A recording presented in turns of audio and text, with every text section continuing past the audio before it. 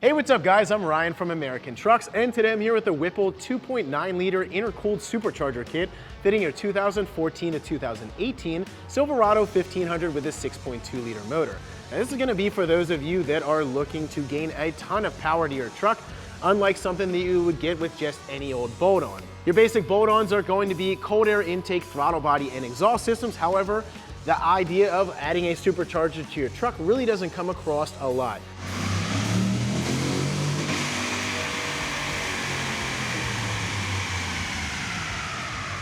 We have a 2017 Silverado with the 6.2-liter motor, and even though this thing is pretty much stock except for a cold air intake, we got a very good baseline. We got 361 horsepower and 364 foot-pounds of torque. So this is a really good start, and that cold air intake is gonna make a difference of about 5 to 10 horsepower. With the supercharger, we got some very impressive numbers. This thing turned out with around 460 horsepower and averaged out at 480 foot-pounds of torque. This is a huge improvement over the factory numbers. You're getting over 100 more horsepower and 100 more foot-pounds of torque at peak RPM. However, with the supercharger, we dynoed at 311 horsepower, which is over 200 more horsepower at 3,500 RPM than the factory motor. And we got 460 foot-pounds of torque. Not only is it gonna make it a lot easier to tow anything that you're trying to tow with this truck, but it's really gonna increase that fun factor when you're driving on the street. And with that 8-speed automatic, you're really gonna rip through those gears. The system is gonna add a ton of throttle response, acceleration, and you might even add some additional fuel economy while you're cruising down the road. Now, this system comes as a very compact intake-mounted system, leaving plenty of engine bay room and looking just like that factory GM unit. This supercharger system is really going to come in handy whether you are towing, racing, or if you're just looking to increase that fun factor of driving your Silverado around. The performance gains you're going to get from this system is really what's going to seal the deal as far as the purchase goes. The system is constructed of heavy-duty aluminum, making it lightweight but very heat dispersing, and it has a built-in water-to-air intercooler, which is going to keep that intake charged nice and cool. One of the nice features of this system is it's pretty much going to work for each and every individual. Whipple can tune for pretty much any after modification that you have on your vehicle. Now, make no mistake, this does not come at any small expense at around $6,500. However, the power that you're going to get from this is unlike any other, and the increase is going to be incredible. The fact that this system comes with pretty much everything you need to install, even to tune the vehicle, leaving out no extra parts to buy in addition to this system, really makes it worth it. Now, as far as the install goes, I am going to give this a 3 out of 3 wrenches on the difficulty meter. Expect this to take a day or set aside a weekend. Now, if you don't feel comfortable with wrenching on your truck, you're not familiar with it, or if you just don't feel like taking on the challenge of installing this system, I would recommend professional installation. However, in this video, I'm going to walk you through each and every step and show you how to get this thing on and tune it. So, with that being said, let's hop into the install. Tools we use for this install: blue Loctite, T15 Torx, Phillips head screwdriver, flathead screwdriver, wire cutters, needle nose pliers, channel locks, an adjustable wrench, pliers, prying tools, spark plug gapping tool, a torque wrench, various socket extensions, 1/2-inch drive breaker bar, standard and metric Allen key set, standard and metric socket set, 1/4-inch drive ratchet, 3/8 drive ratchet, standard and metric wrench set, a razor blade, 1.5-inch hole saw, 3/8 drive impact, and a drill. Also recommended items: a drain bucket and a funnel to fill your cooling system. So before we get started installing the supercharger, I'd like to mention 2 things. One, installation of this supercharger requires the use of 91 octane or higher. So if you're running around on any lesser grade, you want to use all that up and fill your tank up with at least 91. Second thing is we want a very clean engine bay to work with. So if your engine bay is really dirty, you have a lot of debris in there, you want to blow it out with an air nozzle. Now, if it's really dirty, you can steam clean that because we don't want anything falling into the intake when we take that off. So once you got all that stuff squared away, we're going to start by disconnecting our battery on the negative side. This is going to be the black wire back here. It's actually going to have a minus sign on the battery. So we're going to use a 10mm wrench, and we're going to take that off.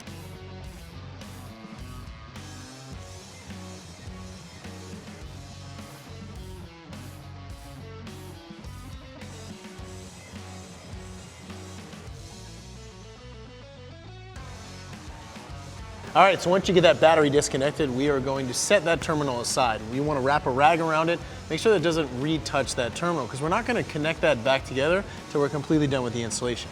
Next thing you're going to do is you're going to move on to disconnecting your factory air box. Now, like I said, this guy has a cold air intake in this truck, so some of the things that I'm going to be doing are going to be slightly different, but I'm going to tell you how to disconnect your factory stuff as well. So the first thing we're going to do is disconnect some of our sensors. So this is our mass airflow sensor. This is the first thing we're going to disconnect. You have a little red locking tab here. You just want to pry up on that red locking tab, and then you're going to press the tab underneath of it, this black tab, in, and that's going to allow you to disconnect that. So we're going to set that aside for now. After that, we're going to disconnect our throttle bodies. So same thing, you have this little red locking tab. You want to just pry back on that, and then you're going to have a tab right here. You just press that in and disconnect that. Same thing, we're going to set that aside. So the next thing we're going to do is disconnect this tube coming from the valve cover to our intake. Now on your factory setup, you're just going to have a tab, a little gray tab that you press in, and that's going to quick disconnect that. Since we have a different setup on here, we're going to use a flathead screwdriver, undo this clamp and take it off.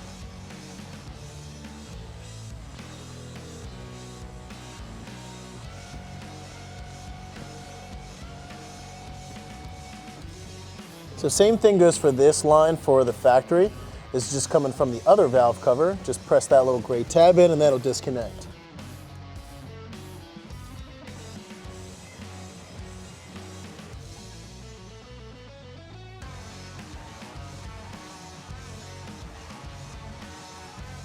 After that, we're going to disconnect it from our throttle body. So it's going to be a big old clamp around there. Just use a flathead screwdriver. Unscrew that, and we'll loosen it up from the airbox and get this thing out of here. Same thing on the airbox, you're just going to have a clamp that's holding the intake tube onto the airbox. So just loosen that up with a flathead screwdriver.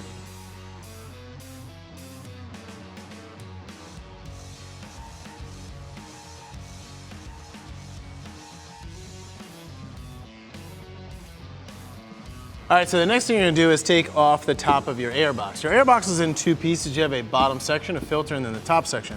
So you're gonna use a Phillips head screwdriver to take out the 4 screws in the corners of the airbox. That's gonna separate that top section, and then you can pull out that filter because we have a brand new filter from Whipple to install.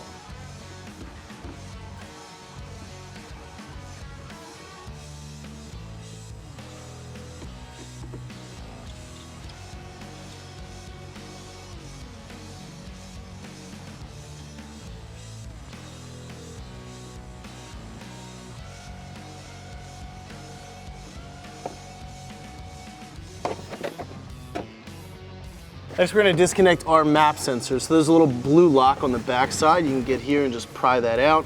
After that, we're going to press this little black tab in, and that's going to disconnect it. After that, we're going to take a 10mm socket, take this bolt out, and completely remove the sensor.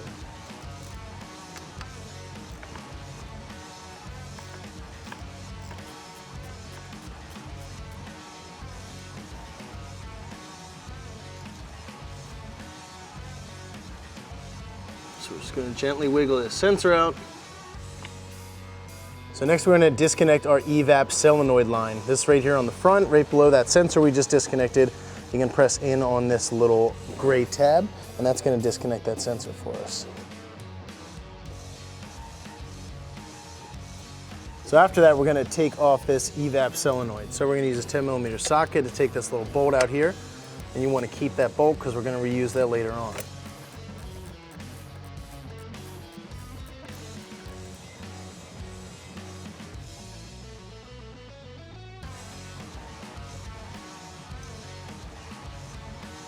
You need to unplug this, so once you flip that around, pull out this little red locking tab, and then press down on this black tab back here.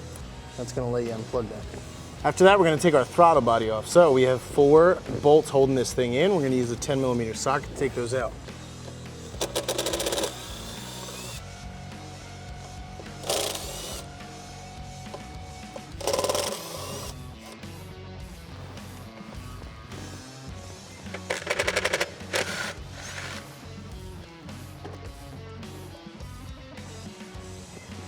So next thing we're going to do is take out these air duct support stands. So you can use a 10mm deep socket, or you can use a 10mm wrench. We're going to take these off so we can get this plastic cover off.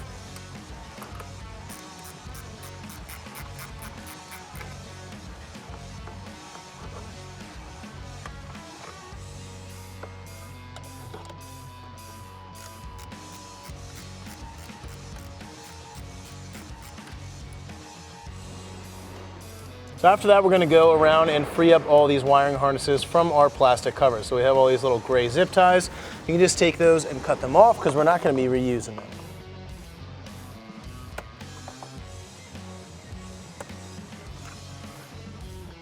And we'll do the same thing on the other side. All right, so next thing we're gonna do is go to the back of this cover. Right down here, we're gonna have a fastener. So there's gonna be a bolt here, and pretty much in the same spot on the other side, passenger side, there's gonna be another one. Use a 10mm socket to take both of those bolts out.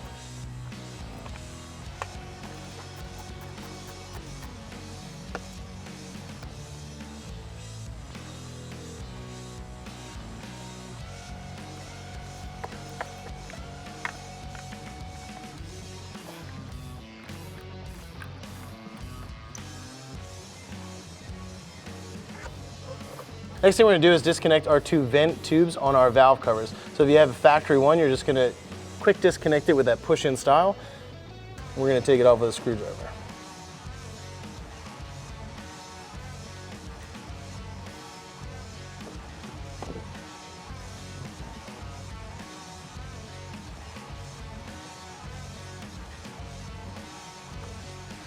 Next, we're gonna take our vent line off of the front because this is keeping us from getting this intake manifold off. So same thing, you're gonna have these quick disconnect connectors. You're just gonna press in on the opposite side and that's gonna disconnect that. Then we can pull that line off. We're gonna do the same thing on the bottom as well. So after that, we're gonna loosen all of our intake manifold bolts. So it's gonna be these little silver bolts that are all around the bottom of our intake manifold. We're not able to get this shield off because there's some cable ties in the back. So we're gonna loosen and remove these bolts on our intake manifold and slide that out underneath. So you need a 10mm socket on an extension. We're just gonna go around and get all those out.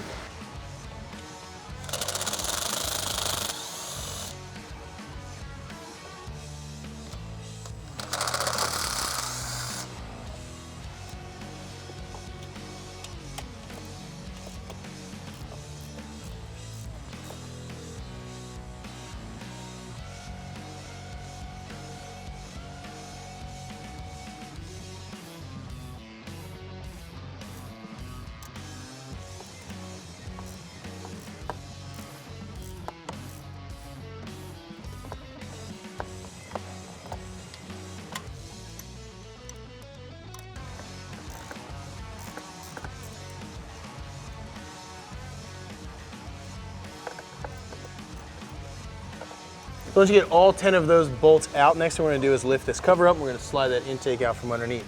Now you might wanna grab a second set of hands if you feel so inclined.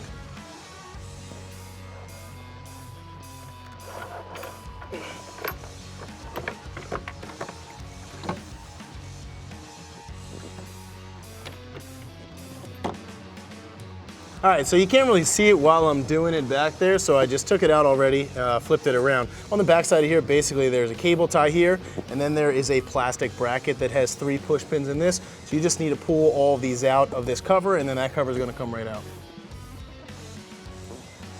So once you have the intake off, next thing we're gonna do is go around and clean all of these intake ports. Now you can use brake clean on a rag. After that, we're gonna cover up these holes. So you can either use masking tape, tape off all of these ports, or you can take a rag, like a paper towel, and just stuff them in those individual ones.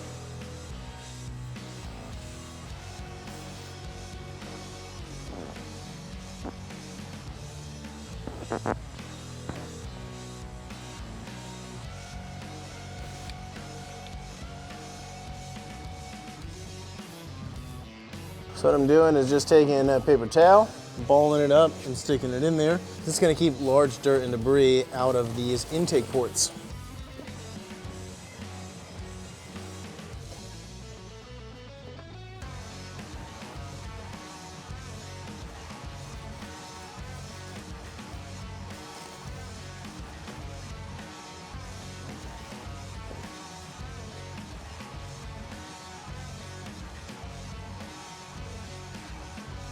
Next, we're going to use a big old breaker bar, 1/2-inch drive.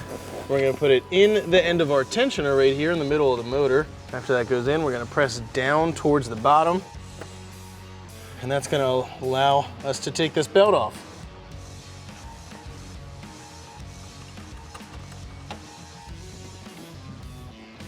All right, so we have our supercharger on the table, and this thing comes pre-assembled. You're probably thinking, awesome, it already comes together. Well, we have to take it apart. So the first thing to do is to disassemble this. We're gonna separate the supercharger from the intake manifold. There are 16 bolts all around here. Some are up top, some are underneath on the bottom, and we're gonna use a 5mm Allen key to get all those out. Now this thing isn't filled with oil, so at this point in time, we don't have to really worry about flipping it upside down. One thing we need to note and pay close attention to is there is an actuating rod over here on the bypass valve. Now once we get this separated, we go to pull it off, we need to shift this thing so we can get this little rod out without messing it up. So I'm gonna start on this side, work my way around, and then we'll flip it upside down and get those last few off.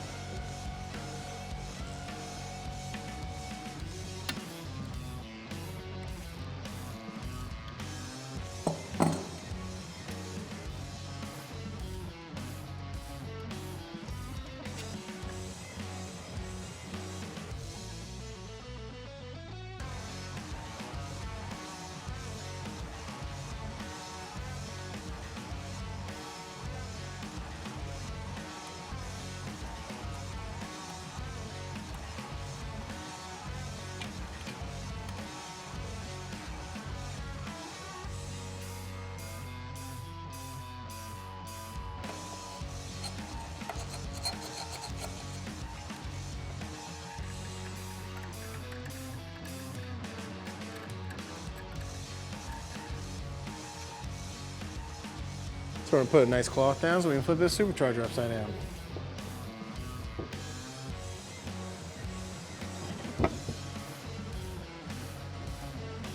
So we have 4 bolts underneath to take out. You're gonna have 2 next to this valve over here, and then we're gonna have 2 over here. Same thing, use that 5mm Allen key to take those out.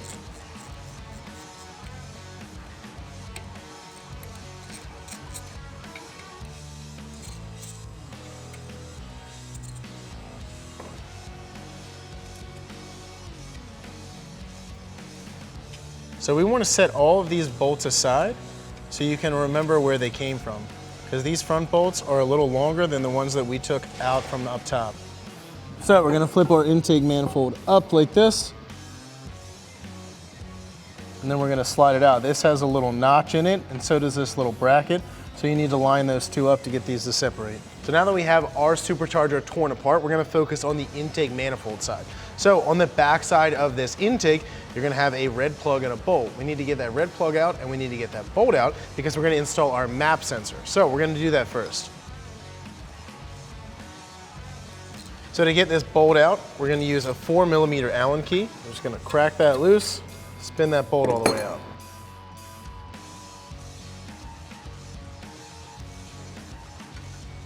Now before you put this sensor in, you want to grease up this O-ring just so it slides in nice and easy.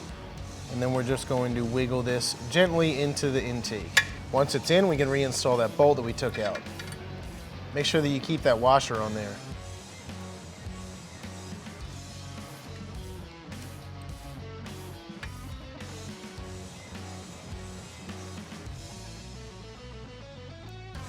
This bolt needs to be torqued to 32 inch-pounds. It'd also be a good idea to put some green Loctite on there.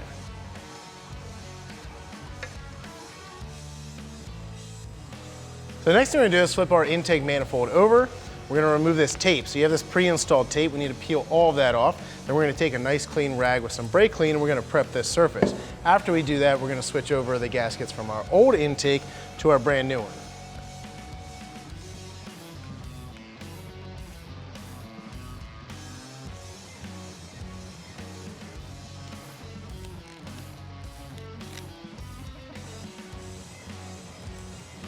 So we're gonna spray a nice clean rag with some brake clean or carb cleaner.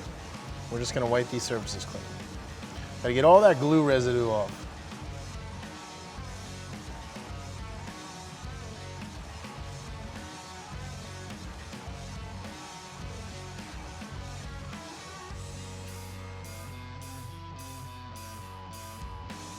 All right, now we're ready to switch over some gaskets. All right, so we got our stock intake manifold over here. We have our brand new intake manifold, and we are going to switch over some of these gaskets. So we want to orient them the same fashion. We have both of them facing forward. We're gonna go ahead and get these little gaskets out. So you have a little tab on the side here that's gonna help you get that out. You may also want to gently get underneath of these and just pry them out. We wanna make sure that we don't rip or mess them up. After that, we're gonna install these on the same side. So we're just gonna go around and do that same thing for the rest of these. Get them all switched over. If you want to, you can always take a rag and clean off that little bit of oil residue as well.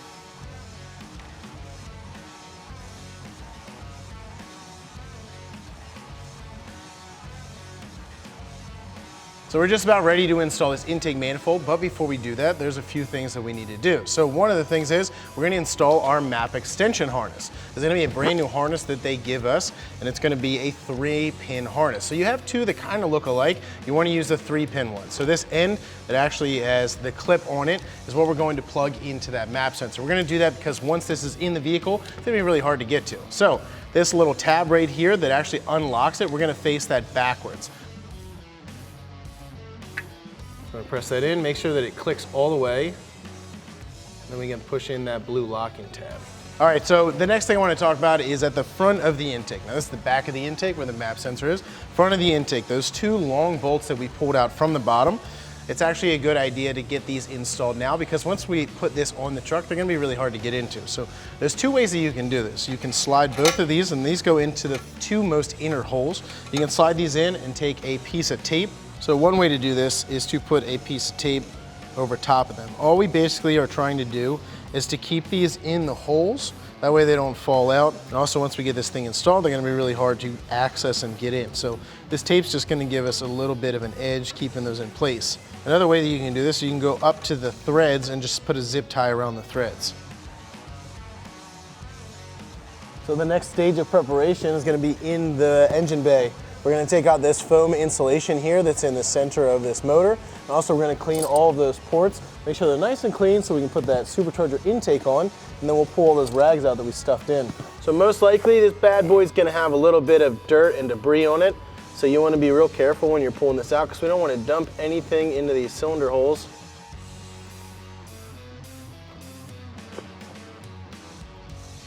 After that, we're gonna take our handy dandy rag, spray some brake clean on it. I'm gonna wipe down all these cylinder ports.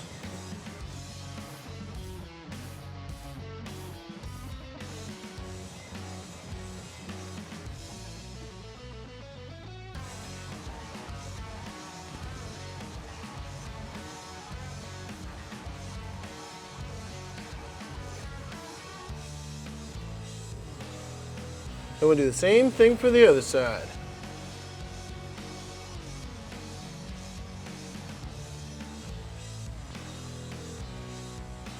So next we're going to install our intake. Now you want to make sure that all of these little O-rings that we put in stay in place and don't move. So we're just going to flip this over. Make sure that our harness is up and out of the way. And we're just going to lay it down on the intake. Now once that's down on the intake, we're going to take our 6x65mm bolts that they give us, the brand new bolts that have an Allen head. And we're going to install 9 out of the 10 of these.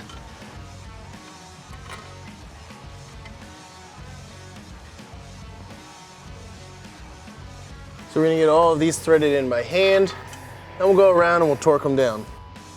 All right, so once you get all of these bolts in, we're going to go around and torque them all down. The first pass, we're going to torque them to 89 inch-pounds. After that, we're going to go ahead and re-torque them again.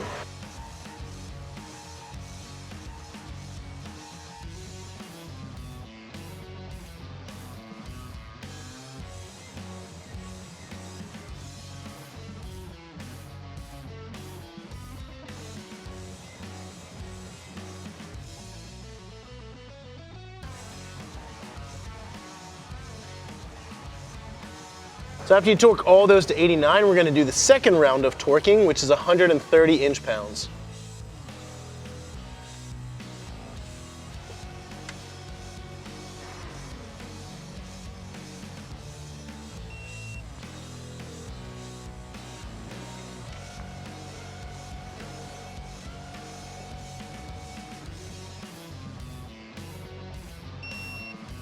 So next we're going to take our MAP extension harness. We're going to route this down the passenger side in between the intake manifold and our valve cover. And we're going to hang this out the front like this. All right, so while we're back here, we're going to take our IAT extension harness. This is the long harness that has a double plug on the one side and a little tiny gray plug with a blue grommet. This is going to plug right into this sensor back here. And we're going to face this little clip up. So we want to go back there, reach around, push it in until it clicks. Once it clicks, we're gonna do the same thing. We're just gonna route this thing around the passenger side.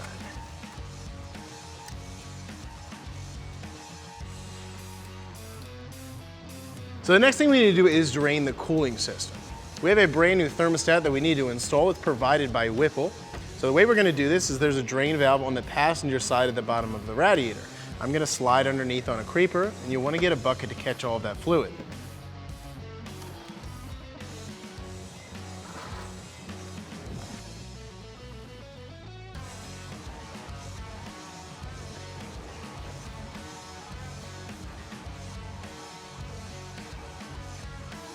So we drained a good amount of coolant out of this system, enough to empty out these lines up top, and we closed that valve. So we're gonna come back up top. The next thing we have to do is take out our thermostat. So the housing is right here on the front of the motor on the driver's side.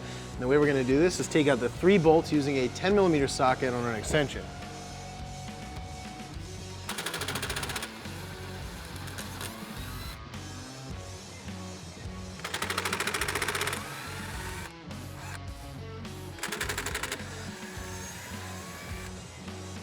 So hopefully drained enough out so that we don't make a huge mess, and it looks like we're good. So we're gonna pull these 3 bolts out of here. And we have to disassemble this thermostat because we have a new element that we need to put in. So the way we're gonna get this apart is we're gonna push in on here. It has these little cutouts right here. We're gonna push in, and then we're gonna turn. That's gonna unlock that, and that way we can take this whole assembly out. Now this is the piece that we need to switch out right here. So we're gonna take that out, then we're gonna put our new one in and put it all back together. So we took out our old element. We have a brand new element to install, so we're just going to place this down in here. There's a little valve right here and a little pin. That's gonna line up in that hole. Put that back in, then we'll put this whole assembly back on. Then all we're gonna do is just push this back together and then turn it until it locks into place. Then we can reinstall this. So if your gasket, if your O-ring happened to come off, we wanna place that back onto here. So we're gonna pull that back off because ours was a little stuck on there. We're gonna put it back into this housing. Once we get it back in there, we can put this back on. Reinstall these 3 bolts. And then we'll tighten them up.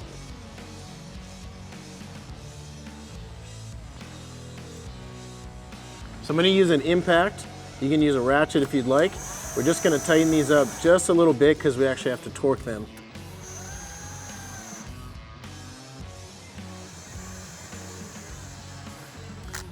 Next, we're gonna grab our torque wrench. We're gonna torque all these to 89 inch-pounds.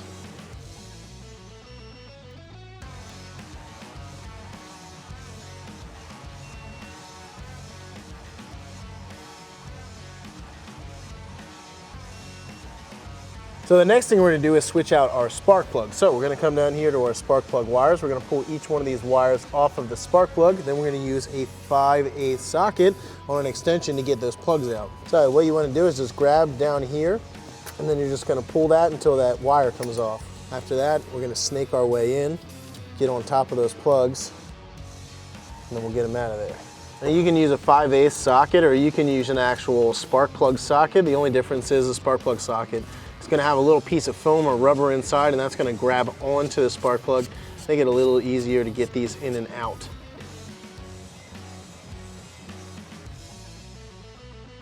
We're gonna try not to pull from the wire and actually grab this rubber section with this metal collar around it, because you don't wanna pull the wire out of the actual end. If you have to, you can twist them a little bit just to get them to free up a little bit, and that should allow you to unplug them.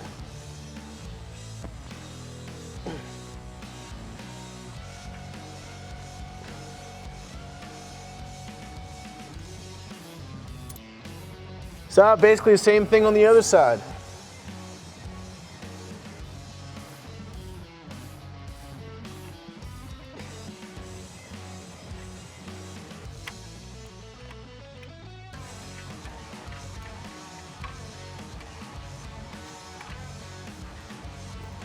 So the next thing we're gonna do is install all of our brand new spark plugs. You get 8 brand new beautiful NGK Iridium spark plugs. However, they are gapped improperly for this particular install. So these come gapped at 52 thousandths. You need to close this little gap in here to 35 thousandths. So at your local Autoport store or any handy mechanic that you know, you can get a spark plug gapping tool. You wanna make sure that they have the proper gap. Now we've already gapped all these, so we're gonna go ahead and install them. I'm gonna show you how to do that right now. So like I said, the nice thing about a spark plug socket, you're gonna have a little rubber boot inside of there, and that's actually gonna hold onto that spark plug. That way it doesn't fall into the abyss when you're putting these things back in.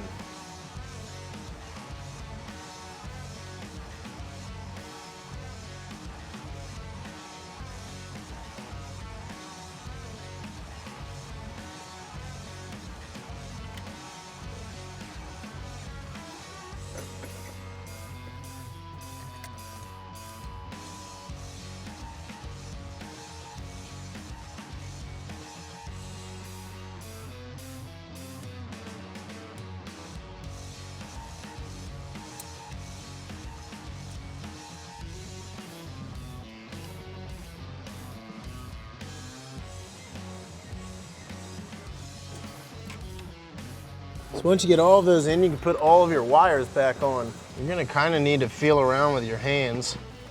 And once you press the wires on, you're gonna hear them click. You'll feel them click as well. You can give them a little tug, make sure that they're clicked on there.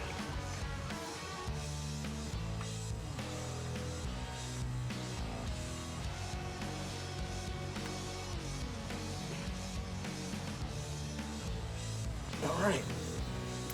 Now we get to do the other side.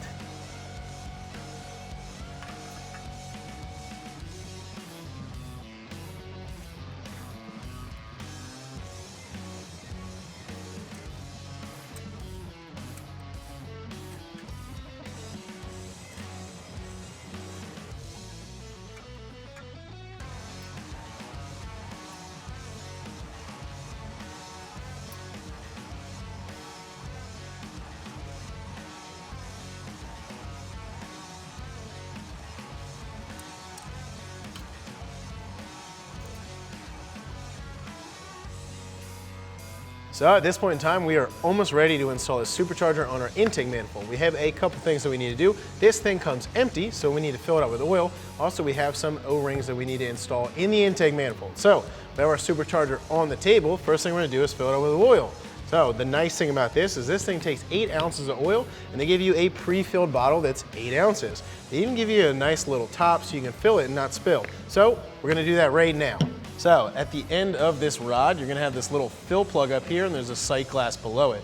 We're gonna take that plug out, use a 1/4 inch Allen. Once we get that plug out, we're gonna fill it up. So you're gonna take the cap off of your bottle. You're gonna screw the new cap on there. You're gonna pull this little red plug off the top. So you're gonna need to trim a little bit off of the top of this bottle. After that, we're gonna go ahead and just fill this thing up. This thing should take all 8 ounces. So want to keep an eye, make sure that it doesn't overflow out of here. So we're gonna let that sit for a little while, try to get all of the oil out of this bottle, then we'll put that plug back in. Once we run it and it gets through all the gears, it'll probably go down a little bit, but it still should be the recommended amount.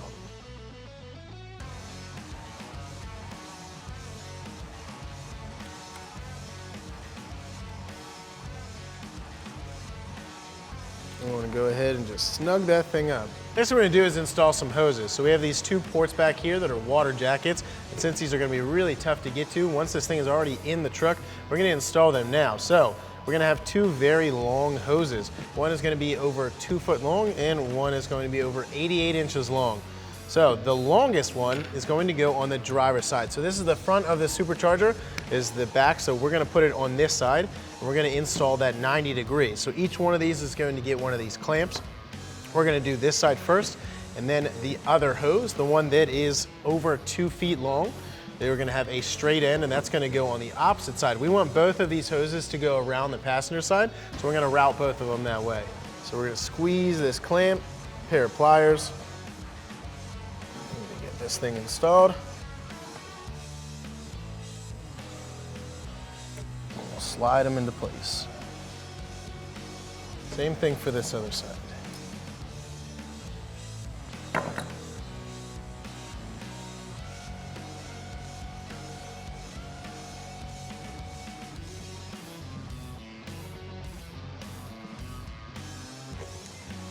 So next we're gonna go back into the engine bay. Now with your kit, you're gonna get 2 different black O-rings. You're gonna have a very large one that's gonna go all the way around this intake manifold, and you're gonna have a little one up here for the front.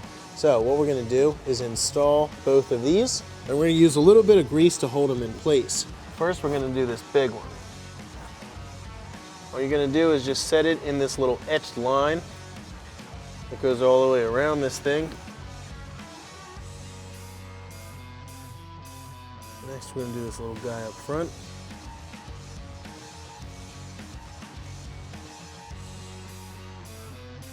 Now, we need both of these O-rings to stay in place. So a trick that you can do is just to use some grease, make them a little tacky, and that's gonna hold them down in there. So we're just gonna go around, put a little grease on top of these just to hold them in there. Also be a good idea if you want to install this earlier on and just stretch it out a little bit and let it sit in there. Wouldn't be a bad idea.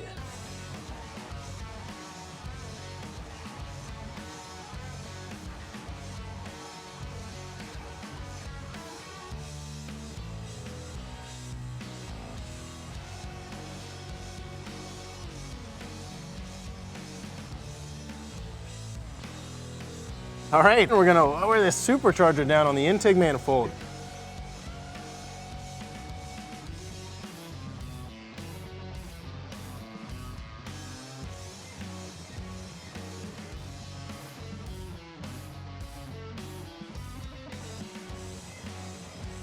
So the next step is to install this actuating rod into our butterfly. However, we're not going to do that right now. We have 2 bolts back here that this bypass valve is in the way of. So what we did is we took the 2 bolts out of the side. So you can use a 5mm Allen key to take these 2 bolts out, and then you can actually pull this thing up and off. So we're going to focus on getting these supercharger bolts in, and then we'll get that valve back on. So all the bolts that we took out of these top ones, we're gonna start with this first. So all we're gonna do is just place them in the hole, line the holes up.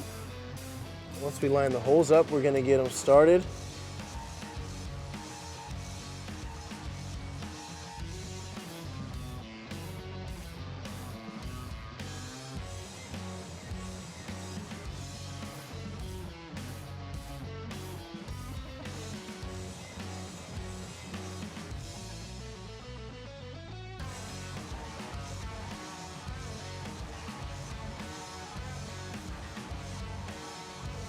So there's 2 sneaky ones all the way in the back. You got 1 on each side, passenger and driver side.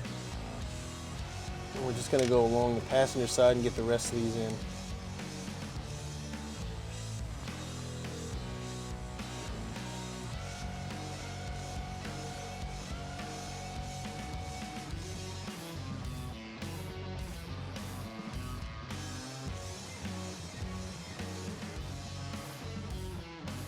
All these bolts around here are the 6x20mm.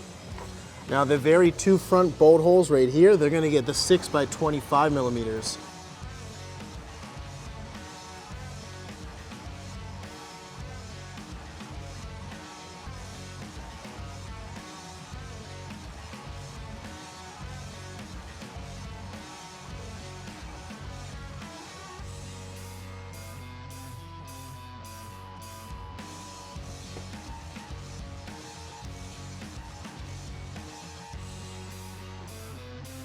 This hole under here and that same hole on the other side, they're going to get the 6x22mm.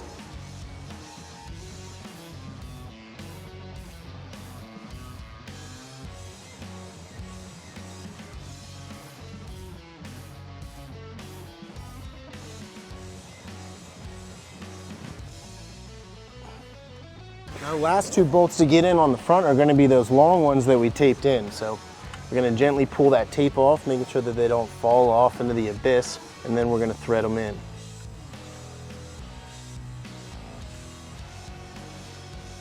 Just makes it a lot easier not having that valve there in the way.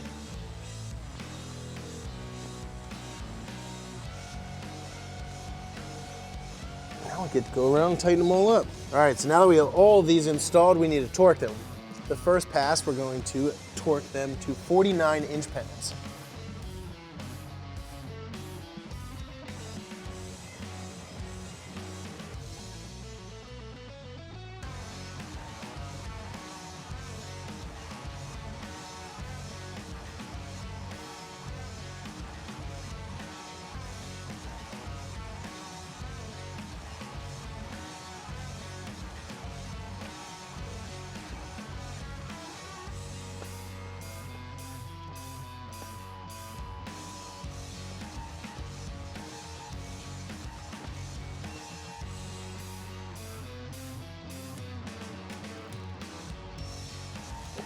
All right, so now that we have all the intake bolts tightened down, we're gonna put this bypass valve actuator back in. So, I'm gonna stick it back up through this hole in the intake manifold, swing this butterfly down so we can get this rod in there.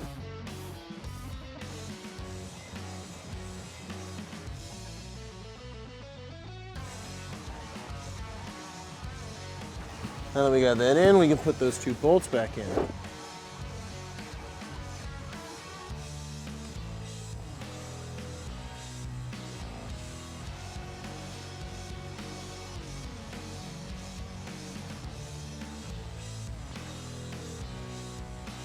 All right, so when we go to tighten this thing up, we want to apply a little bit of preload to this arm. And then we're going to torque both of these to 18 foot-pounds.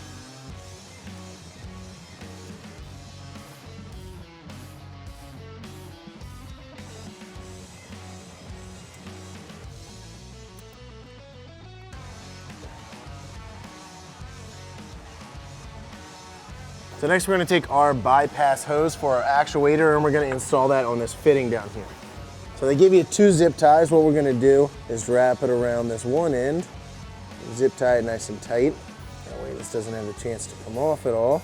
And we're going to install, you're going to have 2 ends on this. So there's going to be a quick connect end and there's just going to be a rubber end. We're going to install that rubber end on there and then put a zip tie on that as well.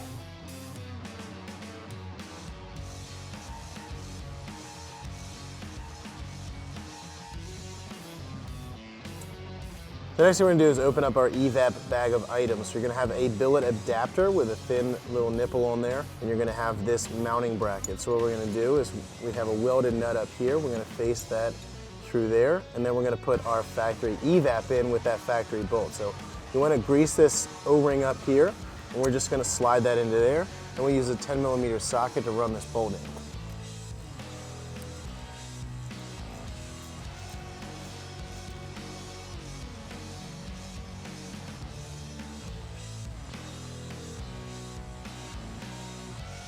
Before we get this Evap purge solenoid installed, since we have a fitting down here by our bypass actuator valve, we're going to install our hose. Now you're going to have a straight hose, and this hose is labeled in the bag.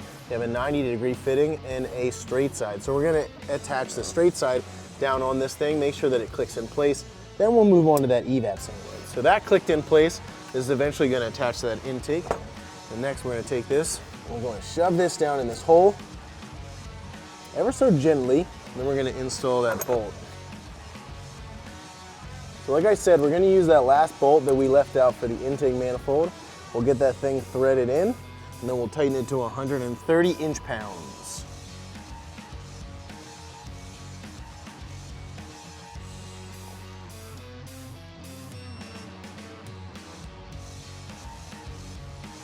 All right, so we're going to stay basically in this same general area. We have some fittings that we need to install into this intake.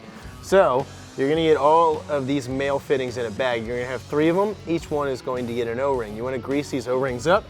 Once you have all of that done, we're going to pop these out one by one.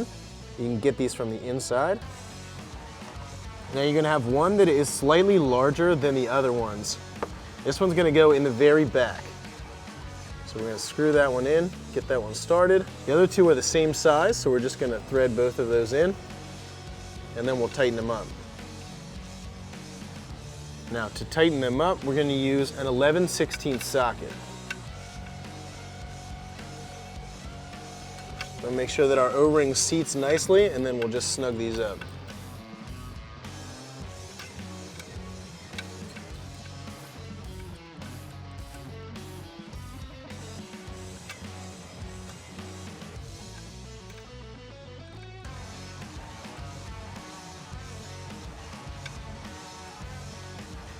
So that line with the 90° that had the straight end that we connected underneath of this intake, that's gonna go on this very back one.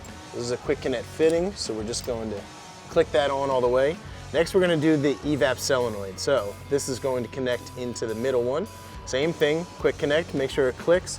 And then this one that we did on the bypass actuator at the very bottom, this is gonna go at the very front.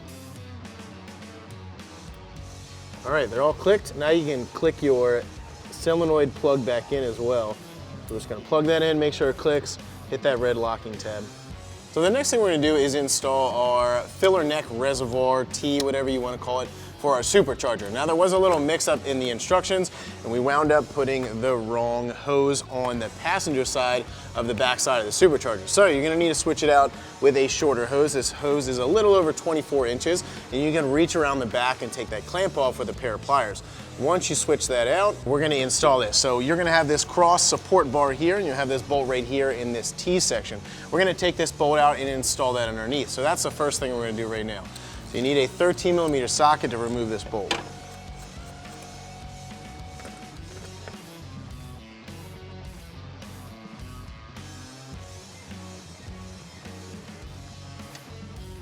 All right, so in your kit, you're gonna get a little reservoir and a little tiny bracket. So you're gonna have these little tiny bolts. They have an Allen key head. You wanna screw those into those brackets and then you're gonna tighten them up. The way we're gonna tighten them up is we're gonna use a 4mm Allen key to attach those to the bracket, and then that bracket's gonna install underneath of that bolt.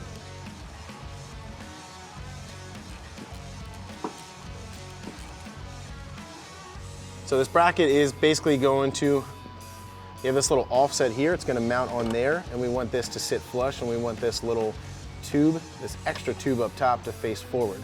So we're gonna reinstall that bolt, and then we'll get that tightened down.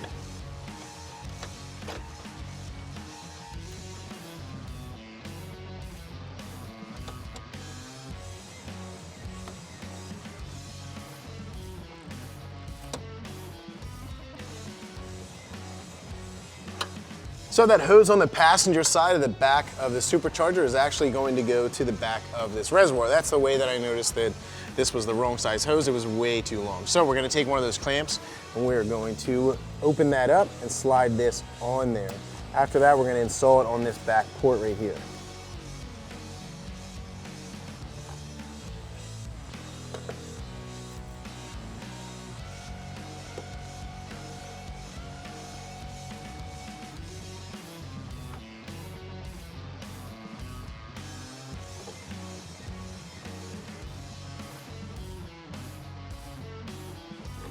So next we're gonna go to the front of the engine. We have a few bolts that we need to remove to put on our idler plate pulley. So down here, there's gonna be 2 bolts recessed here. And there's gonna be one over here on the passenger side. We're gonna start with these 2 over here, use a 13mm to get both of those out.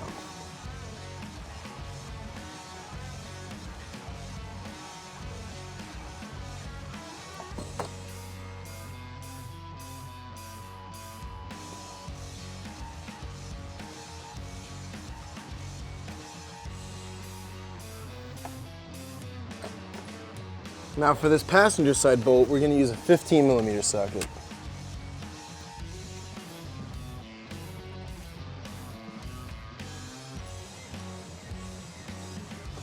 Next we're gonna install our idler plate. So you're gonna have these 2 mounting holes over here for these 2 holes. This top hole is gonna be for the intake manifold, and this one over here. These have recessed notches cut out, so they're gonna face outward. We're gonna start with this big bolt over here on the side. So you're gonna take your 21mm spacer that they give you in your spacer bag. This is gonna go on the back side of this plate. So The 150 millimeter bolt is going to go through the plate, and the 21 millimeter spacer is going to go on the back side, and that's going to go through this hole. Now before we get any of these installed, you want to put blue Loctite on the threads. So for the driver's side, you're going to have two 130 millimeter bolts and two 44 millimeter spacers. So same thing, spacers are going to go on the back side, and we want to put blue Loctite on both of these bolts.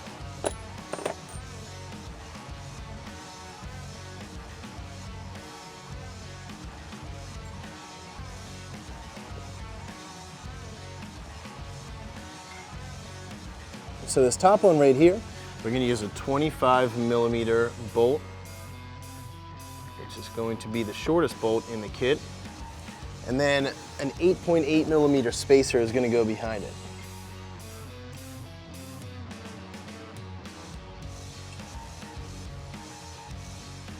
All right, so we're going to run all these bolts in and get them tight, and then we're going to torque them down. So for these two big guys, you're going to use an 8 millimeter Allen key.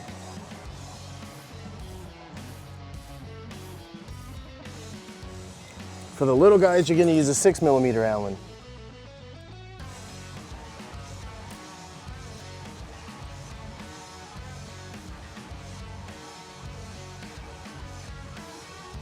So these two little ones are going to get torqued to 15 foot-pounds.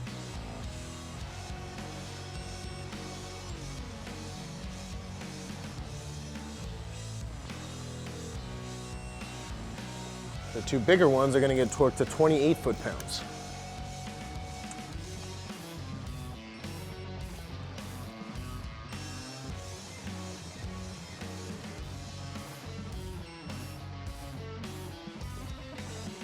So next we're going to install our idler pulley. So the first one we're going to do is the one that goes in the slotted hole. You're going to have this special nut with a threaded hole in it. This is going to go on the back side. So there is a shorter side and there is a longer side. This shorter side is going to go towards the bottom for maximum adjustability. Our pulley has this edge on the back side. This is the back side right here. So you have this large step washer. This is going to go on the back side. It has a 1/2 inch inside diameter, and the front side is going to get a smaller step washer that still has that 1/2 inch inside diameter. So we're going to use a 1/2 inch by 1 3/4 inch bolt that they give us and place that through those. We're going to put this washer on the back side, and then we're going to screw all this together.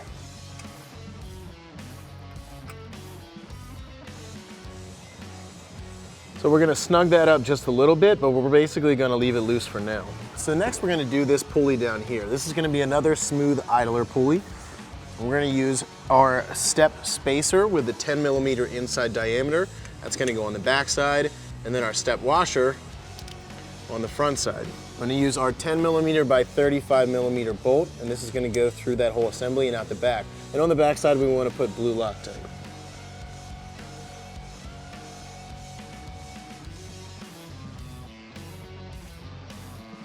Next we're going to install our grooved pulley, and this is going to go in this factory tapped hole right below our alternator. So same thing, step washer is going to go on the back side, the step spacer, and then our regular step washer is going to go on the front side. We're going to use that same bolt, little blue Loctite on the back side, and screw that in.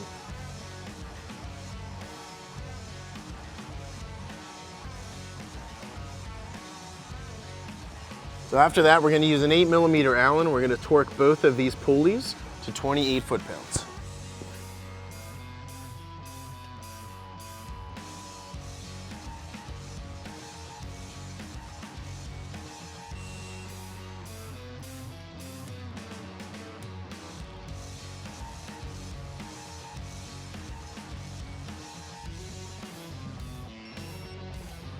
After that, make sure that these pulleys spin.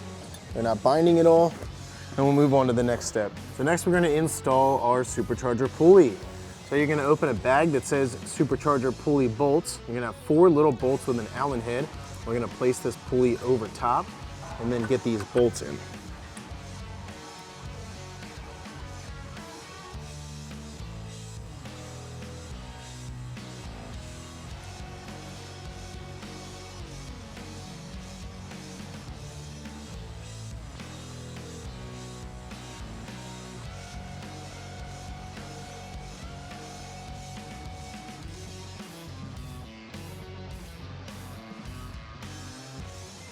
we're gonna use a 5mm Allen key to snug these up just a little bit.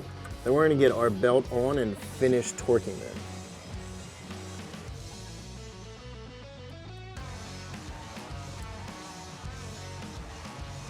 All right, so the next thing we're gonna do is install our belt. This belt is gonna go down around the crank pulley and our water pump over here. Then it's gonna come back up and it has to go underneath of this pulley. So you can either take this tensioner off or you can try to weasel that thing behind there.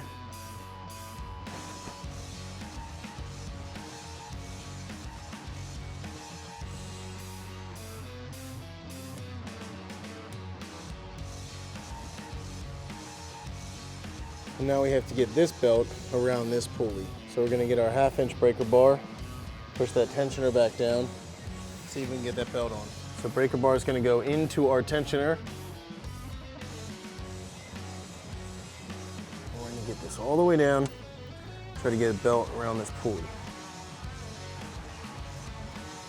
So the next thing we're gonna do is slide this pulley down as far as we can, and then we're gonna torque it to 32 foot-pounds. So we're gonna take our breaker bar, try to get this tensioner to go all the way down. Once that's locked out, we're going to slide this pulley down as far as we can. So get someone to hold tension on that factory tensioner, and we're gonna take a 3/8 Allen, push this pulley as far down as we can, and we're gonna torque it to 32 foot-pounds.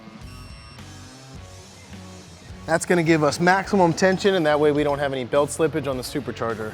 So next we're gonna install our throttle body and our throttle body spacer. So your spacer that you get, you're gonna have this raised edge, that's gonna face inward. You get 2 different gaskets. One has a very thin edge, that's gonna go on that back side, and that's gonna face towards there. Now the next is going to be a slightly thicker gasket, and then we're going to put our throttle body on top. So we get 4 brand new bolts. These are 6mm by 60mm. We're gonna capture all this stuff together with these bolts, and then we're gonna install this onto our supercharger.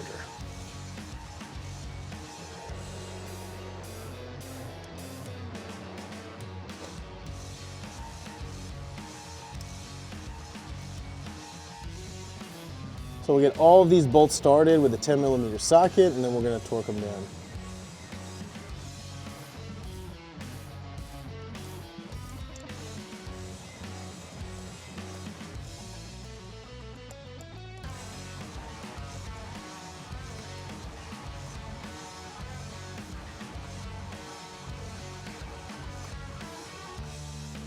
So we're going to torque all 4 of these bolts to 89 inch-pounds.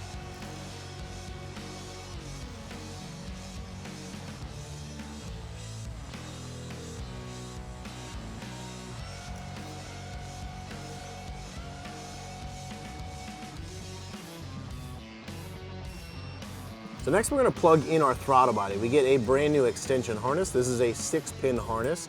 So we're going to come over here to our passenger side, and we're gonna plug this harness in. You're gonna have this little tab on one side. We wanna face that up, push it in, make sure that it clicks and locks, and then lock that red locking tab. Now we're gonna come underneath of our pulley, over to our throttle body, and we're gonna plug our throttle body in the same way. Plug it in, make sure that it clicks, click that red locking tab. Now we wanna zip tie this wire out of the way, that way it doesn't get stuck into our belt system. So at this point in time, we're ready to install the air intake system. Now, like I said, this truck already had a cold air intake, and this system only works with the factory air box. So we've got a factory air box, and we put that lower section in. So the next thing we're gonna do is install this brand new high flow air filter that they give us. So we're gonna slide that right into place, and then we can reinstall the top of this air box. So we're gonna slide our air box underneath of there, lining up all those holes, and then we're gonna use a Phillips head screwdriver to get all 4 of these screws back in.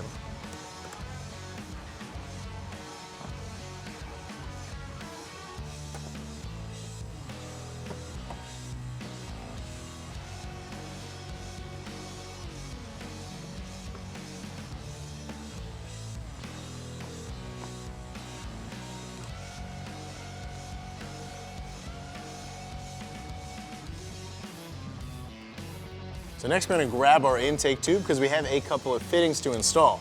You're gonna get these rubber little grommets. They need pushed into here. And then after that, we're gonna install these aluminum fittings. So I'm gonna show you how to do that right now. This is relatively simple to do.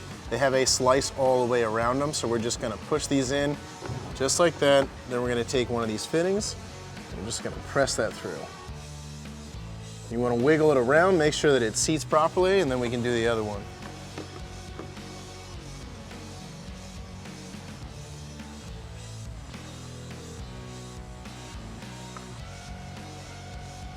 All right, now we just have to get our silicone ends on and get this thing installed. All right, so you're gonna have two of these silicone hoses. You're gonna have one that is slightly longer than the other one, has a good amount more of a taper. This one is going to slide onto the air box, so we're gonna get that on there. Once that's slid all the way on, then we can install one of our clamps.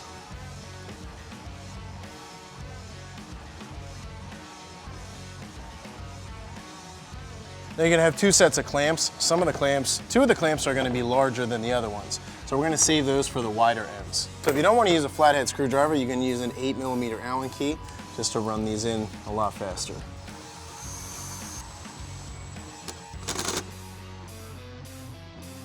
So after that, we're gonna take one of our larger clamps. That's gonna go around this section, the wider section. Then we're gonna slot this tube in there.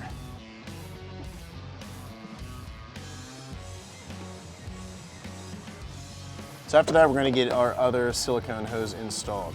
So we're just gonna wrap this around, get that onto our intake section first.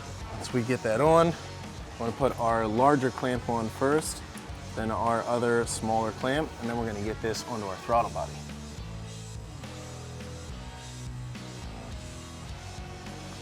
Now you wanna make sure that both of these ends seat properly, that you don't get any of this silicone hose tucked in underneath, anything that's gonna cause an air leak. After that, we can tighten both of these clamps up once you have it all situated.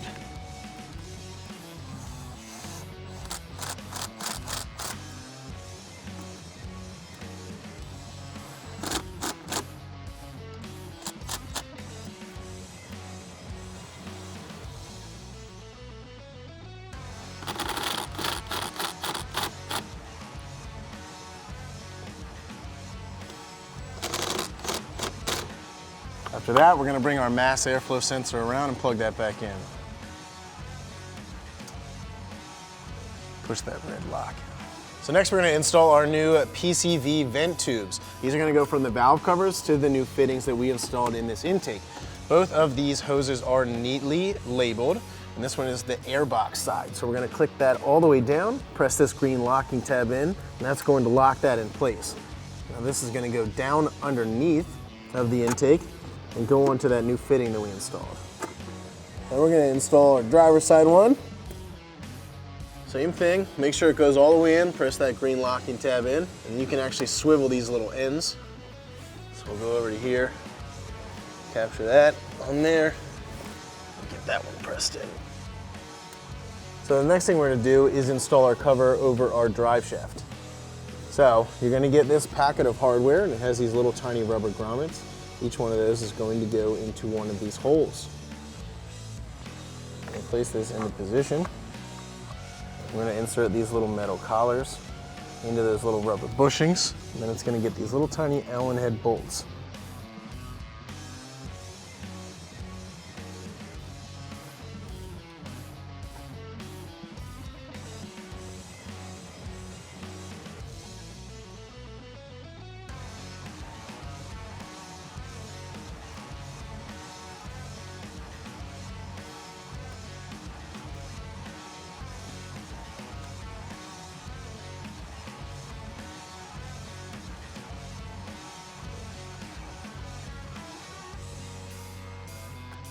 All right, so the next thing we have to do is take off this plastic shroud, our radiator shroud, because we have to take off our grille and our front fascia. We have a bunch of components that we need to mount underneath of that. So I have a bunch of these push pins everywhere. The way we're gonna get these out is by using a flathead screwdriver.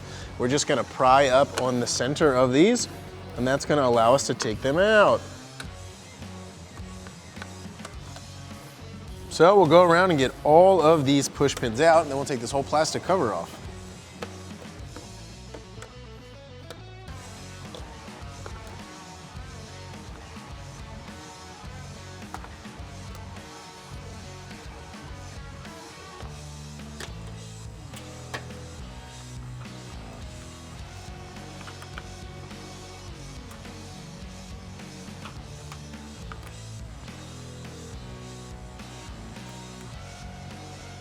Once you get all of those out, then you should be able to just pull this plastic cover right off. So across the top of the grille, we have these 4 fasteners. We're gonna use a 10mm socket to take them out.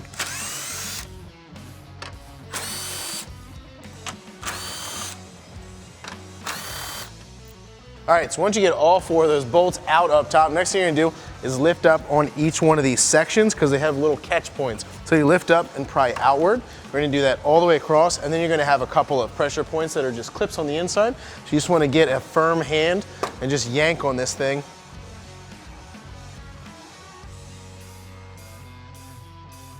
All right, so next we have to get this whole section off of here because we got to mount some stuff behind there. So we're going to come up here to this wire and this plug over here. We're going to pull this red locking tab out, press in on this tab right here and unlock that. After that, we're going to go around and take all these little black screws out. So we're going to start over here. Just do these 3 on this side.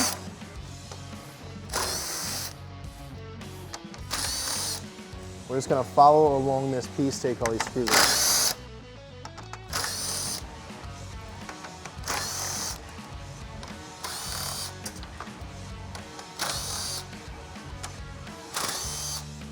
Pull these clips out that are in here.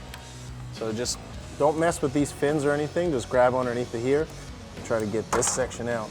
After that, we should be able to remove this whole thing in one piece. All right, so the next thing we have to do is take out our driver's side headlight. So there's gonna be 4 mounting points for the headlight. You're gonna have 2 up here, 1 down in the front, and there's a really sneaky one on the inside of the bumper that we have to access through the wheel well. So we're gonna get these 3 out first, and then we're gonna work on that other one. So to get these out, we're gonna use a 10mm socket. So we're gonna go inside the wheel well. We're gonna take out these 3 screws right here using a T15 Torx. This is so we can access behind this shield and get this other bolt out.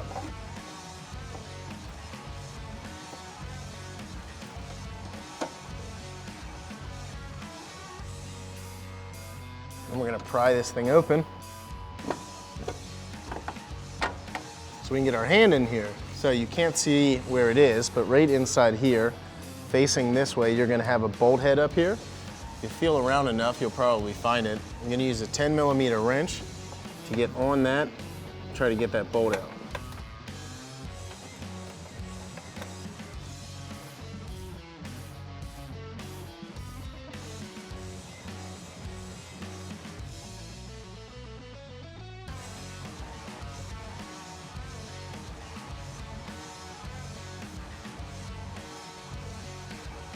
So after that, we can come back up front and pull our headlight out. So you're gonna need a flathead screwdriver to get underneath this top bracket here, because we have to pry this up in the air.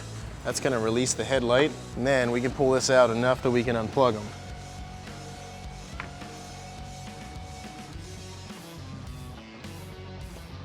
So on the back side, you're gonna have this plug.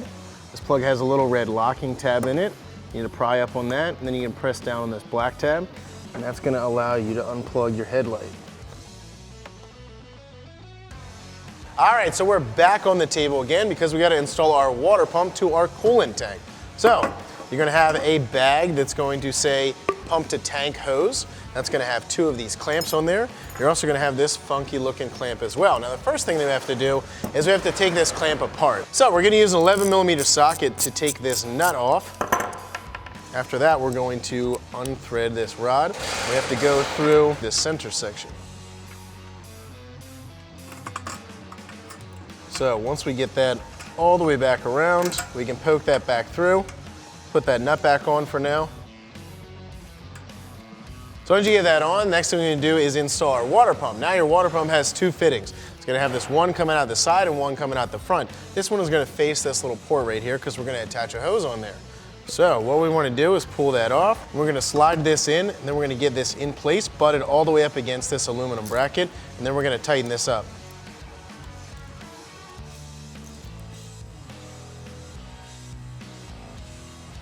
All right, so once we have that nice and tight on here, we're going to put this hose in. Now I'm pretty sure we're going to have to cut a section of this hose off because it's a little too tall. So we're probably going to have to cut about 2 inches off of this thing. So put it on the table, cut a little bit off, check on it, and then if we have to cut more, we have to cut more. So next we're gonna take a clamp, squeeze that, put it all the way on, and we're gonna slide this tube on. After that, we'll have to take another clamp, put that on the bottom section, and slide that one on. After that, we can set both of these clamps in place.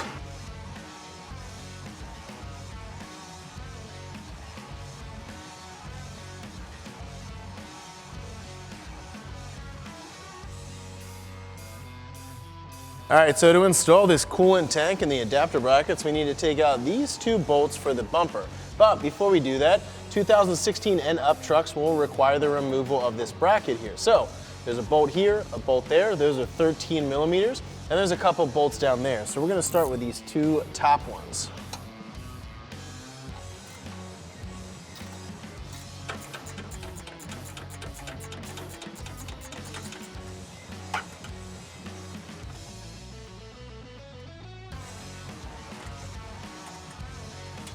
Now we have a couple wires attached to this bracket as well, so we're going to use a prying tool to get those out.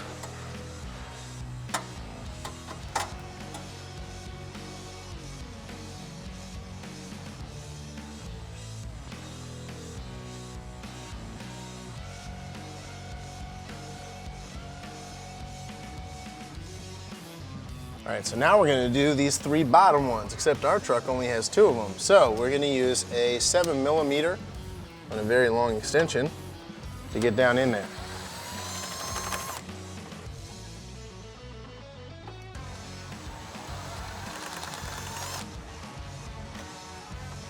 All right, so we have another 13 millimeter at the top here. We're gonna need to take that out as well.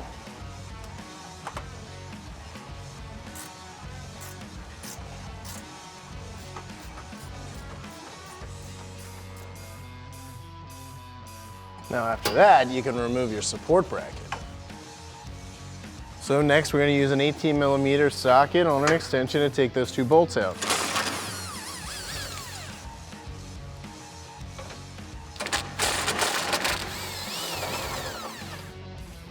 All right, so we're going to pull this factory bolt out. Now these new brackets, they have a recessed edge, so that's going to face up, and they also have this little bit of an offset, which is going to face inwards. They're going to face towards each other. This is going to be the bolt for the tank. So what we're going to do is just put our factory bolt back through there, and we're going to bolt these things back on. And then we'll do that same thing on the other side.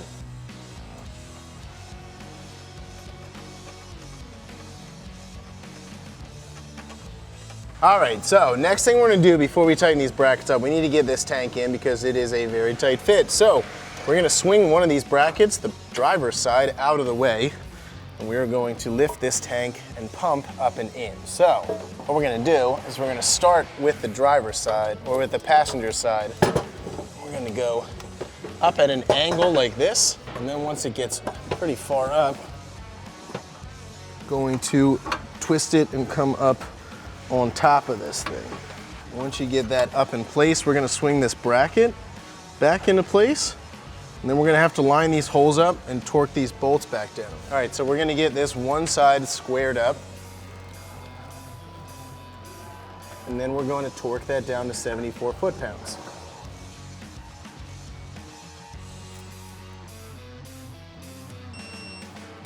So we're gonna take our large Allen head bolt with the flat washer that they give us, and we're gonna screw that in. This is gonna set the distance for the other one so we can get that in a good spot.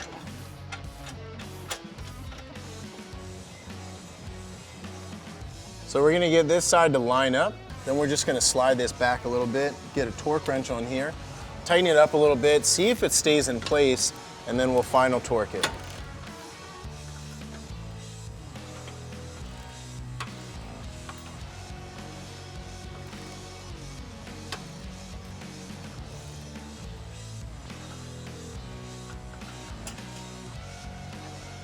And we can slide our tank back and get this other bolt in.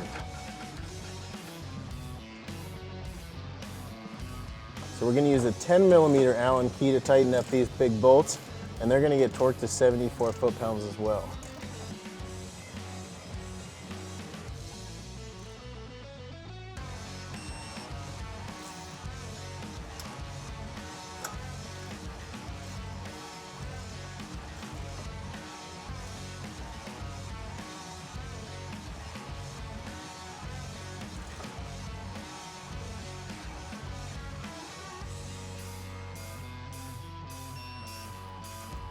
So next thing we're gonna do is install our heat exchanger. This is this big black radiator looking thing that you get in your kit.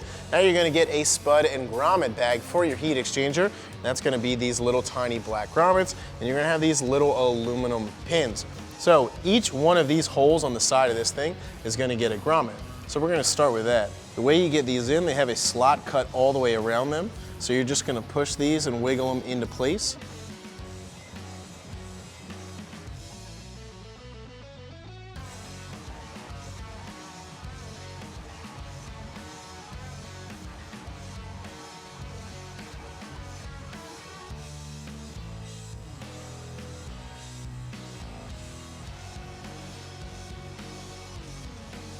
So next thing is to install these little spuds. Now, this whole thing is gonna sit in the truck with these tapered brackets facing forward. So we're gonna install these from the backside. It's relatively easy to do. You're just gonna line them up, push them through these little rubber grommets. Make sure it doesn't push the rubber grommet out at all. So we're gonna get all 4 of these things installed, and then we're gonna slide it into the truck. All right, so we got all those in. We're gonna put this in the truck. So this whole thing is going to sit in here just like this. Now once we get this in here, we're gonna set it down nice and neatly, and we're gonna get some of our brackets ready so we can get those installed. All right, so once this thing's in, we're ready to install our brackets. Now you're gonna get 2 different brackets. Basically the way this system works is this bracket is going to sandwich around this bar, and it's gonna keep that in place. So we're gonna ditch this bracket for now and focus on this bracket. This has a solid side where this whole plate is connected, then it has this open side. So this open side is actually gonna sit against these, and that's what we're gonna screw into there. So we're gonna use these pan head bolts that they give us, and these are actually gonna go through the backside into these brackets. There's threaded nuts on here that they're gonna screw into, and then we'll use an Allen key to tighten them up. So let's get to it.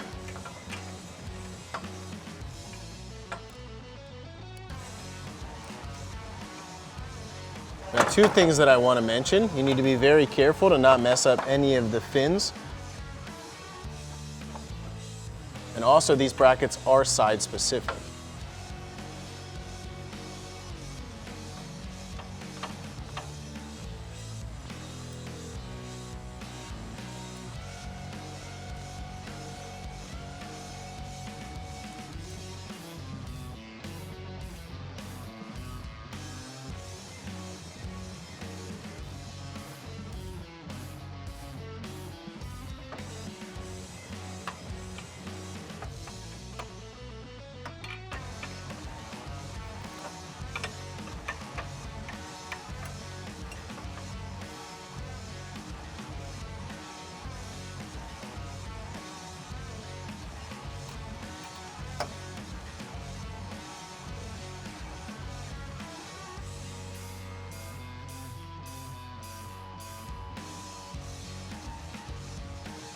All right, so once you get these in and tight, we're gonna go ahead and lift this into place and install these other brackets. So the other bolts that they give you in the kit are just gonna be standard bolts.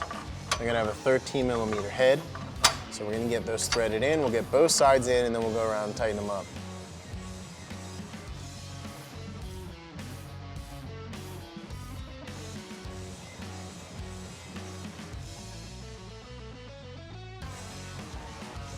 All right, so once you get all that hardware in, we're going to center it the best that we can, and then we'll tighten it up. So 13mm socket.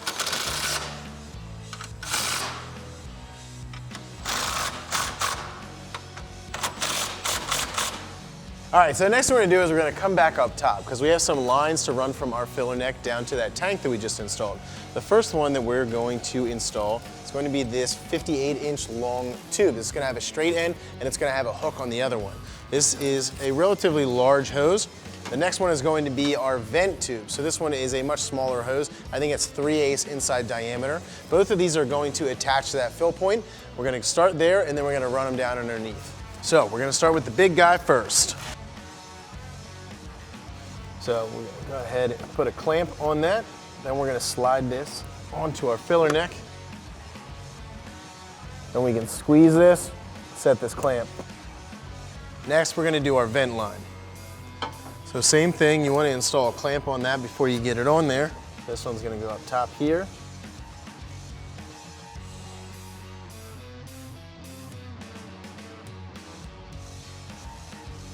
All right, so next we're gonna take both of these lines and we're gonna run them down to our coolant tank.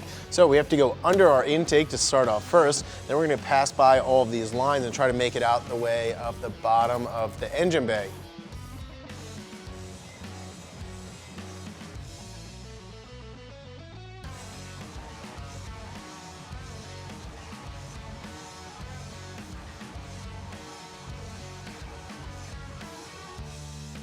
All right, so when you route these down, we're gonna go around this front body mount on the passenger side. We're gonna try to keep it from hanging down out in the open so it doesn't get damaged while you're driving around. Now this back one, this little tiny one's probably gonna be easier to get from the underside, so I'm gonna do this big one first. And make sure that you put that clamp on there.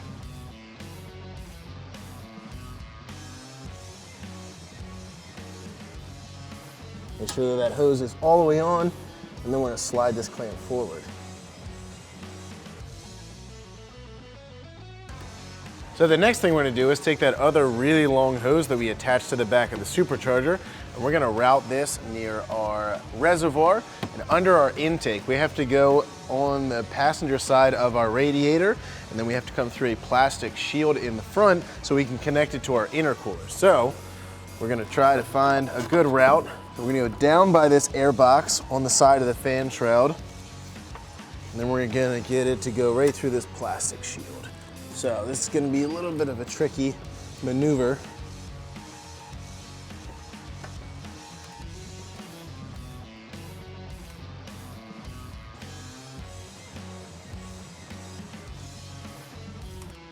All right, so you can see where we have to pass this hose through, basically about here. So there's two things that you can do. You can cut a hole right through here, pass the hose through, or you can trim a little bit of a section off back there. So we're gonna just trim a little bit of section. That way it's not gonna pinch that hose and reduce any water flow.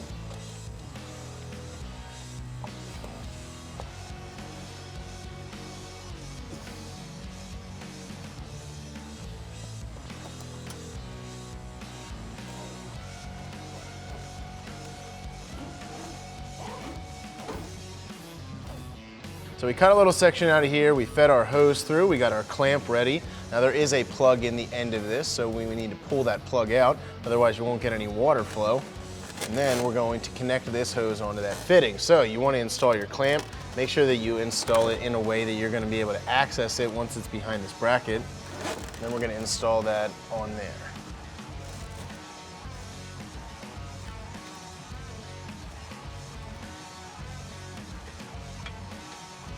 Once that's all the way on, we're gonna grab our clamp, set it in place. All right, so the next thing for this particular truck, we need to hole saw a hole in this plastic shield right here.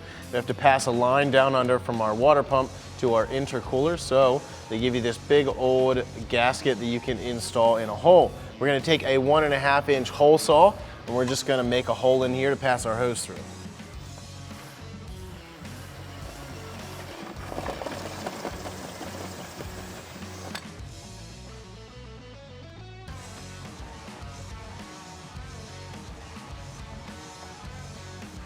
So next we're going to take this grommet and we're going to install it into this hole that we just cut. So after that we're going to take our intercooler to water pump hose. It's going to be a very long hose that has a 90 degree. We're going to install the 90 degree down our intercooler. So you're going to need to grab a pair of pliers, one of those pinch clamps. We're going to open this clamp up and install this hose. Pull this all the way through like this, then we're going to go through this grommet.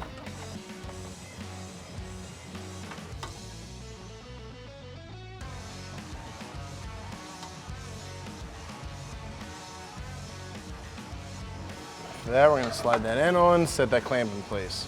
So next we're going to go inside of here. There's going to be a hole at the bottom. We're going to drop that down through.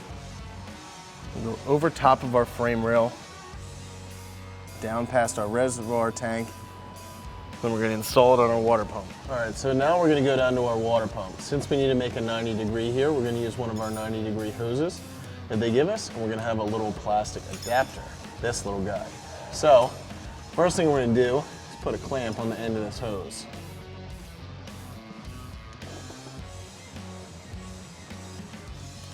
After that, we're gonna slide our adapter in.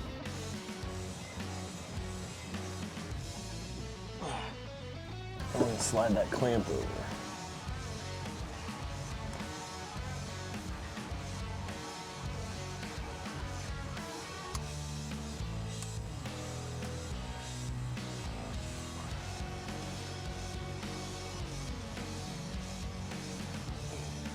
And then the last thing that we're gonna do is connect it to our water pump. So another clamp's gonna go on, slide that on, slide this onto our water pump.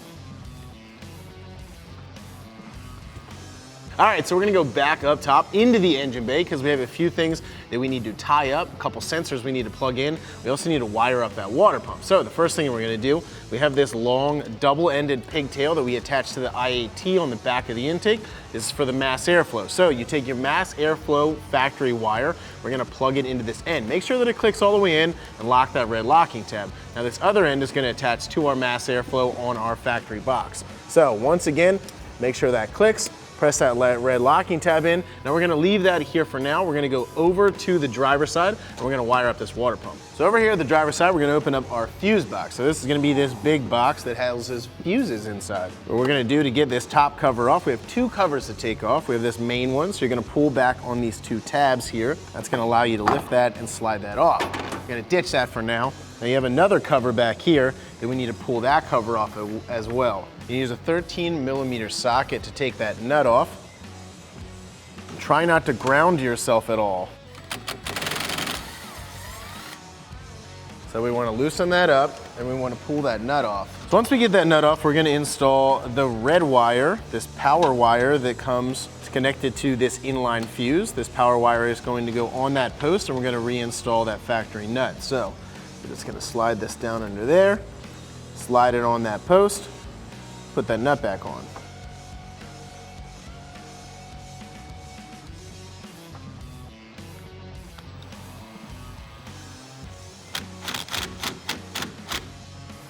So next we're going to install our water pump ground. Now there's going to be two studs back here. We're going to use this top stud right here. Same thing, 13mm socket, we're going to take that nut off.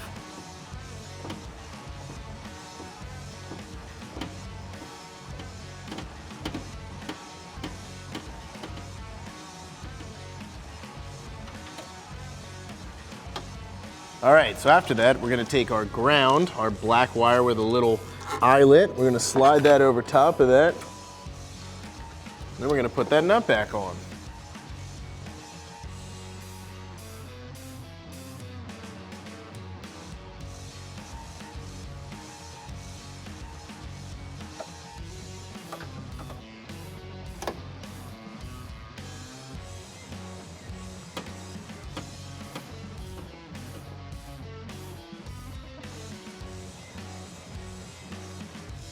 The next thing we're gonna do is wire into our actual fuse box. So on the end of one of our wires, we have a nice fuse tab, and this is going to replace one of the fuses that we have in our fuse box. So we're gonna find a 15 amp fuse that is in here. It's in the number 46 location. This is for O2 sensor B.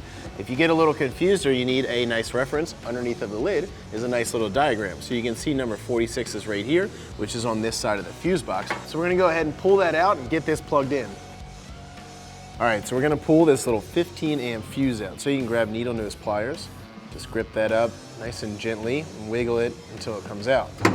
Then we're gonna take our little fuse end and we're going to install that 15 amp fuse into here. So once we get that installed, we have both of these fuses in there. We're gonna put that back in that location and we wanna route this towards the back. So just like that, make sure that it's all the way down and in. Follow this line back out, then we can make a notch in our cover and run our cover out. So we're gonna come up towards the front of the vehicle, in front of the fuse box. You're gonna have a little tiny factory hole here. So we're gonna have a 6mm by 20mm bolt, washer, and a nut. So what we're gonna do is take all this wiring mess, stick this bolt through both of these. So once you get that bolt through, we are going to place it through that factory little hole. Now on the back side, we're gonna put that washer and that nylock nut on there. Then we're gonna put a 10mm wrench on the back side, 10mm socket on the front. We'll tighten that nut up.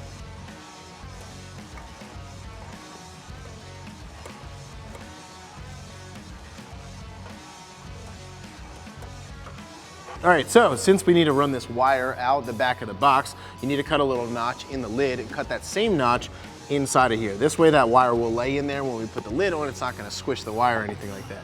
So you can just take a pair of wire cutters or anything like that, cut that little slot out of there. So once we do that, we're gonna put this lid back on. Then after that, we're just gonna zip tie this excess wiring up. Make sure that doesn't go anywhere.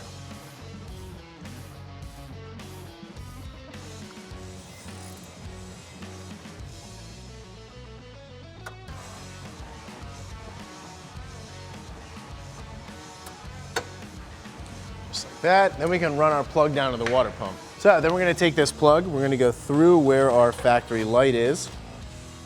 We're gonna come down underneath of this bracket here, trying to keep it as out of the way as possible. Then we're gonna come down through here, behind the bumper, over top of our frame rail. Then we're gonna run that down to our water pump. So we're gonna drop that through this hole and then go underneath. So we go down to our water pump, over to the other end. And press it, make sure it clicks on, then you can zip tie all this excess wire out. We don't want this hanging down, dragging. All right, so at this point in time, we're done in this whole area right here, so we can put our headlight back in. So the first thing you want to do is make sure that you plug it in. Make sure it clicks, hit the red locking tab, and then we're gonna slide this thing in.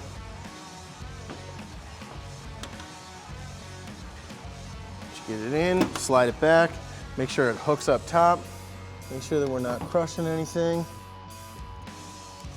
And we're gonna get all these bolts installed.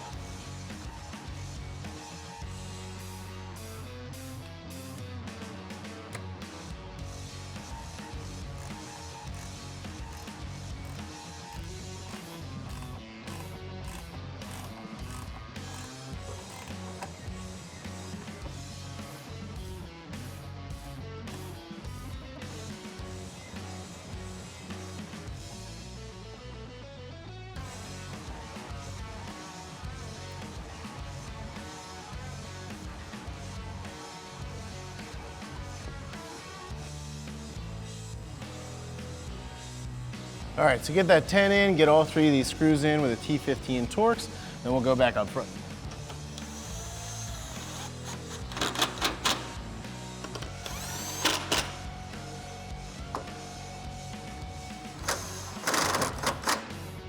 All right, so at this point in time, we have our whole cooling system hooked up for our supercharger, so we're gonna start to fill it. Now we've already pulled the cap off and we found a funnel. Now Whipple recommends Xerox G5 to match the factory color. However, you can really use any kind of coolant in this system. You want to use a 50-50 mix and you want to use distilled water to cut that concentrated coolant. Also, they recommend a bottle of water wetter. So we're gonna pour a bottle of this in and we're gonna start filling this cooling system up. Now we're gonna get a little bit in this system. We're gonna turn the key on, that's gonna power up that pump. We're gonna bleed all these air bubbles out.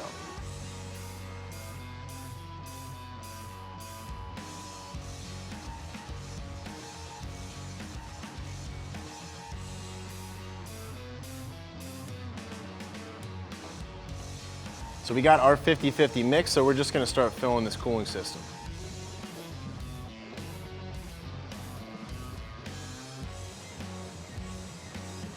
All right, so what you want to do is reconnect your negative terminal to your battery. Once you reconnect that, you can turn your key on, and that's gonna cycle that pump. Now the pump has a microprocessor inside, which is designed to vary the speed.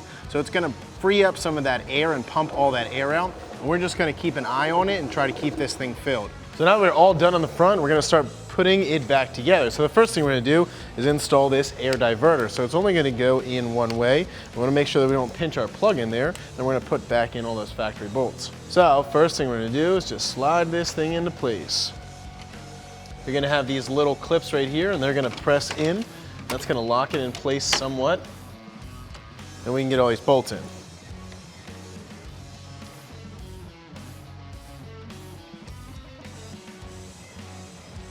We're gonna get all these bolts in before we tighten any of them up.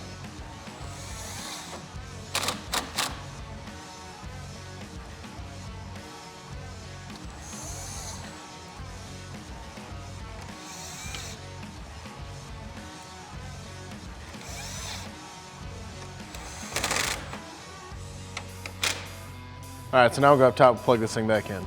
Make sure it clicks, press in the little red locking tab. All right, so the next thing we're gonna do is put our grill back in. Now, same thing, we have all these clips on here. We're gonna get those all squared away, push them in, click them in, and then we'll put those 4 factory bolts back in up top.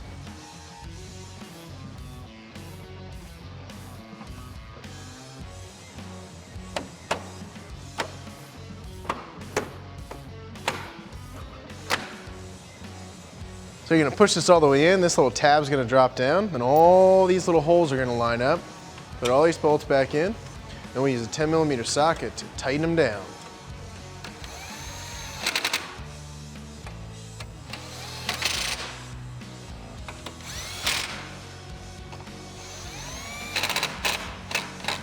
So then we're gonna put our plastic radiator cover back on, so you wanna situate that on top, make sure it drops down over both these things, all these holes line up, and then we'll put those push pins back in.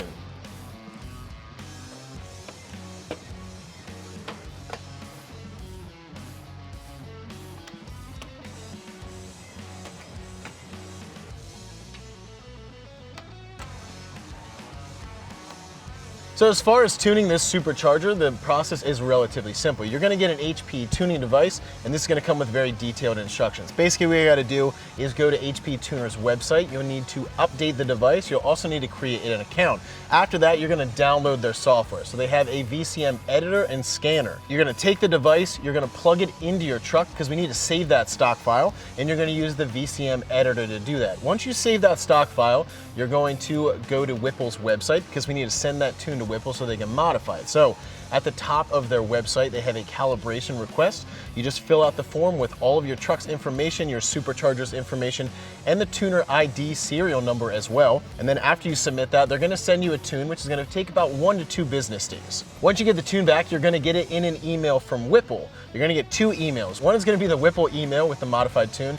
The other one is gonna be an HP tuner. This is gonna walk you through the process of loading that new tune. Save that to your computer, and then you're gonna plug their device in. So we have our tune already downloaded on our laptop. We're in here in the truck. We're gonna take our tuner, plug it in, we're gonna upload that new tune, and then at that point in time, you are ready to start your truck. Once we got it started and running, we're gonna check all kinds of fluids, make sure that everything's okay, we don't have any check engine lights, and then you should be good to go. So right now, I'm gonna take the end of this. I already have it plugged into my laptop. I'm gonna take this OBD2 port end, and we're gonna plug that down below. So once you have that plugged in, you're gonna open up your VCM editor. There's gonna be a little tiny red arrow at the top. This is gonna write the tune file, and it basically walks you through. There's one thing that you will need to do. You need to assign a license, which is relatively easy. They give you an option to do that. You're also gonna get prepaid credits, and that's gonna be for that specific license. Once you do all of that, it's gonna load to the truck, and you're basically ready to start it up. So we got our tune loaded. We're gonna go ahead and fire this truck up.